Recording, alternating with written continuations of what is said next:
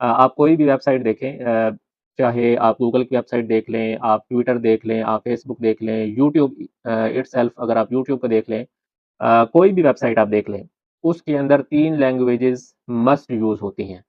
सबसे पहले एचटीएमएल, फिर उसके बाद सीएसएस और तीसरी है जावास्क्रिप्ट। तो बुनियादी तौर पे 3 लैंग्वेजेज़ हैं, किसी भी वेबसाइट के अंदर यूज़ होती हैं। आप यूँ समझिए कि वेब डेवलपमेंट की जो बिल्डिंग ब्लॉक्स हैं ना, वो ये 3 लैंग्वेजेज़ हैं, एचटीएमएल, सीएसएस और जावास्क्रिप्ट। एचटीएमएल के ज़रिए आप वेबसाइट का कंटेंट डिफाइन करते हैं, जैसे पैराग्राफ है, इमेजेज़ हैं, या कोई फॉर्म है, जिसके ज़रिए आपने डेटा गेट करना है। और सीएसएस के ज़रिए आप उस वेबसाइट को डिज़ाइन करते हैं। मसलन उनके फ़ॉन्ट साइज़ क्या होगा, फ़ॉन्ट कलर क्या होगा, फिर हेडर का डिज़ाइन क्या होगा, फुटर का डिज़ाइन क्या होगा, मेन्यू आइटम्स जो हैं वो किस तरह से डिस्प्ले होंगे एंड सो ऑन।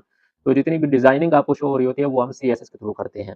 फिर इसी तरह अगर आपने वेबसाइट के अंदर इंटरैक्टिविटी ऐड करनी हो, जैसे अगर यूज़र किसी बटन